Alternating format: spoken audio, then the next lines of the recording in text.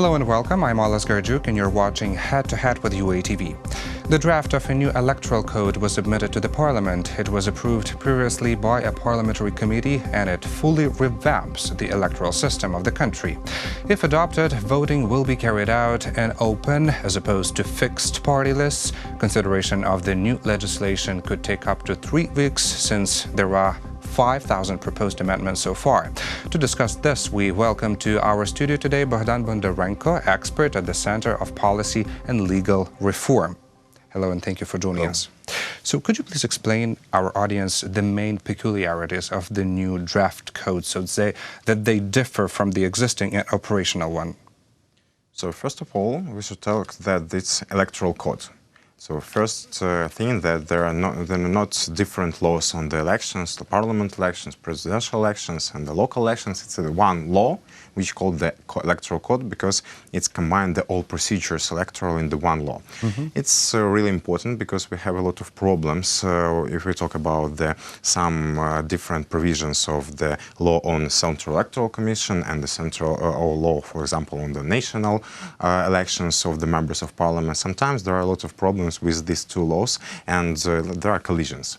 So in this way, if Verkhovna Rada will vote for the electoral code, it will be the situation, I think it will be better. In the, I don't know when, but I think it will be better. So the second one thing which we should talk, it's the changing of the electoral system. So now on this moment we have the parallel voting system. For example, that the 225 MPs are voted on the PR list system, and on this moment 198 MPs are voted on the majority voted system. In the electoral code, it is proposed to make a new electoral system for Ukraine. It's called the PR list, but with open lists. It means that the people will vote for the political parties, but in the same time they have possibility to vote not only for the political party, but also for the member of the party which it put it in their list. So this will shuffle the list, and the head of the party will not have the control over the first positions in the list. So in the theory, this system means that what you say previously, but in this electoral code, it means that, sure, the head of the party, the main body of the party, they haven't got possibility to change the numbers of these, for example, the candidates to be MPs. But in the same time, there are a lot of different provisions which we cannot say that it will be all like we think and like in theory. Because first of all, that the political party should put the candidates on the MP's positions in the list. So after that, people can change this list and they are voting. But the previous list is put by the political party. It is created still. It's created by them. So there is some draft that people have for example, to submit draft for 5 people.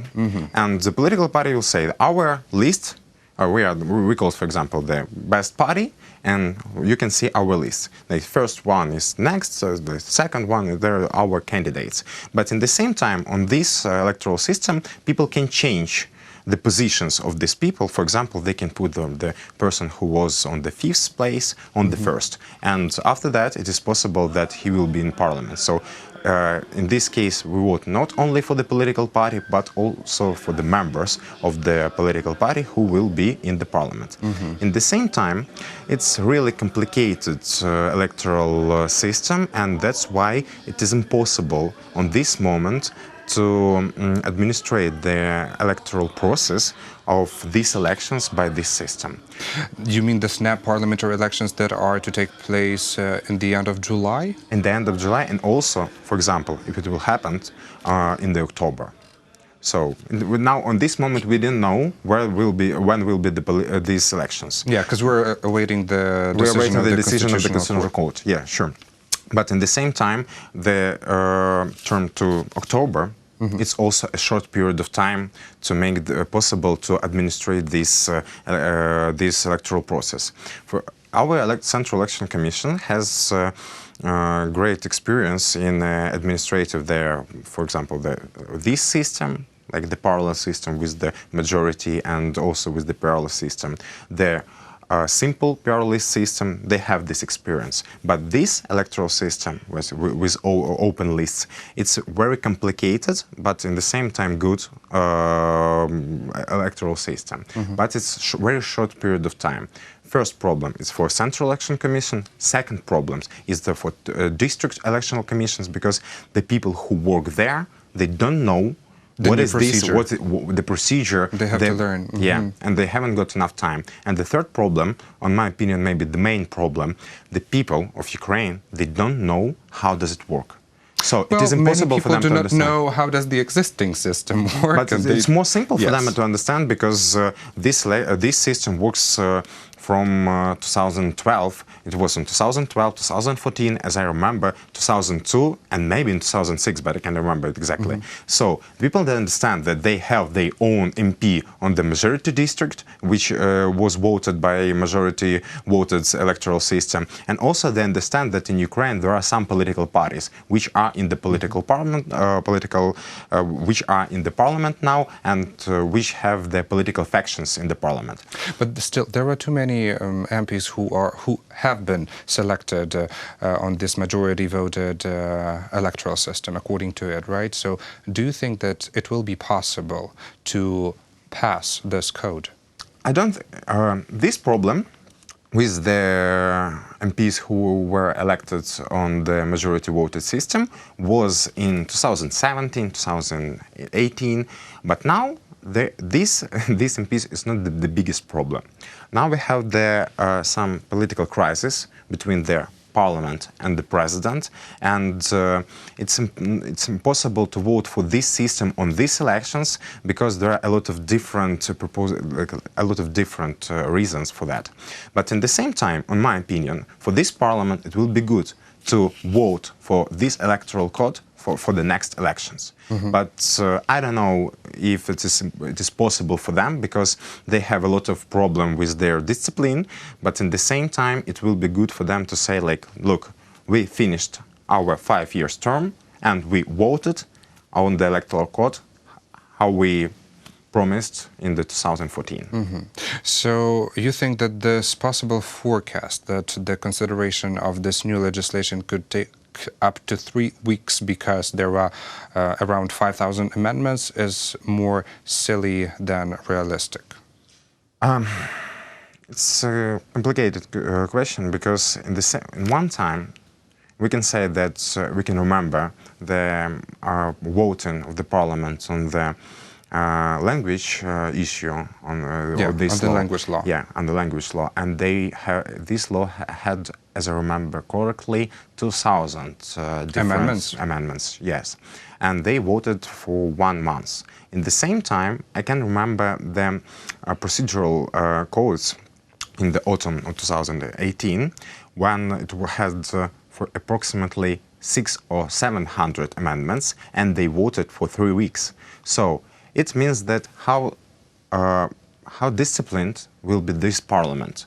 Yes, but since we see that they cannot gather the quorum during the last sessions, we can see that the MPs are not really planning on... It's the problem that these MPs are elected on the majority voted system, and they are on their own districts, voting districts. They're so afraid this to lose the problem. mandate. Yeah. But in the same time, we understand that it's, in my opinion, it will be good for this parliament to vote on this electoral code. It isn't necessary to have the quorum when they start to work with these amendments. It is necessary to have the quorum on the last voting on the whole text of the bill. Just to adopt the whole code. Yeah.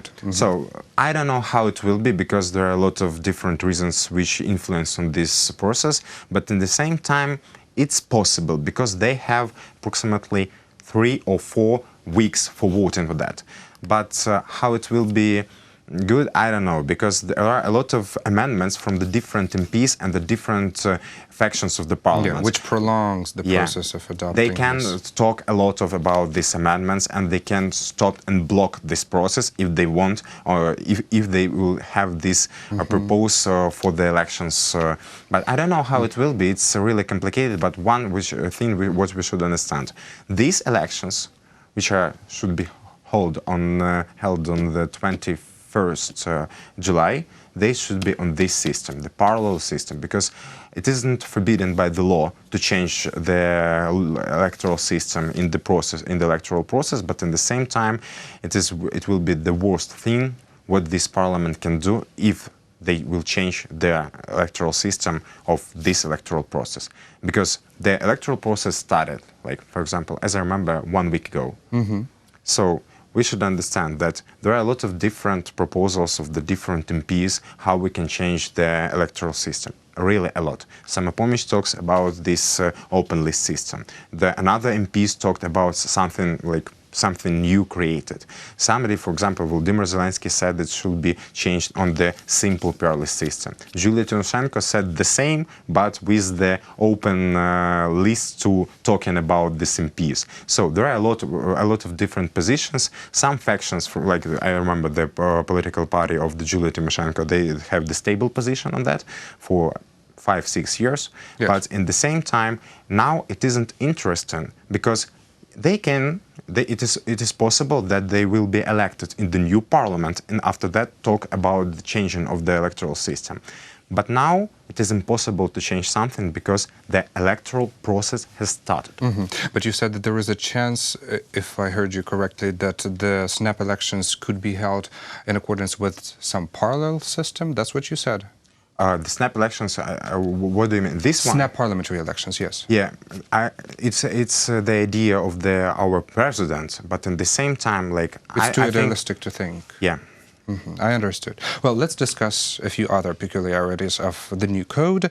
The vote threshold is proposed to be lowered. So what is your take on this? What can you tell us about this? So as far as I understand, now the parties do not need 5% to enter the parliament. So in the Electoral Code, this number is 4%. It also was discussed the barrier for the 3%, 3.5%, 3.5%, etc. It's the old problem. Like first of all, if we put the lower percent, it means that more youngest party can be in the parliament. But in the same time, if we put the more lower percent, it means that in the parliament will be a lot of political parties, more than in the 5%, and it means that this parliament will be like it will be more complicated for them to vote for some laws. Yes. Also, harder with the coalition, harder with everything. And the second problem, it means that it is possible in Ukraine that in the case if we will put the barrier of this, the threshold. Yeah, it means that it's possible to have the the political parties which will represent only some regions of Ukraine. Some unpopular people among them? Sure, yeah. So it's possible to have like some new faces. The political party from the east of Ukraine, only east of Ukraine. And they will represent interests only of Eastern Ukraine people. For example, it was South and Western. It's not a very big problem, but in the same time, it will be also will create this problem with the complicated process of voting. So I don't know. It isn't. We haven't got the correct answer which barrier should be. It can be 3, it can be 4, it can be 5. Yes, and MPs still have the authority to change the threshold, of course. Now, I don't think so. Oh, you think that? Yeah, no? because I think it is a good idea to change the Electoral Code? Not only Electoral Code, it is a good idea to change the electoral legislation in the process in the electoral process. So we started. During the election if we started, campaign. we should go on the old law because we started this process. Okay, I understand the problems of this law, but at the same time, if we will change something very important, it means that it can broke the old system, which started in the beginning of the electoral process. This is very interesting that on one hand we might have the whole variety of political parties in the parliament, and on the other hand we might have some unpopular new faces that could mean a new chance for Ukraine to revive and prosper. Well, we ran out of time, but I really thank you for clearing this issue out for us, and thank you for being a guest today in our studio. Thank you. That was Bohdan Bondarenko, expert at the Center of Policy and Legal Reform. Thank you for watching Head to Head, and stay tuned for more with UATV.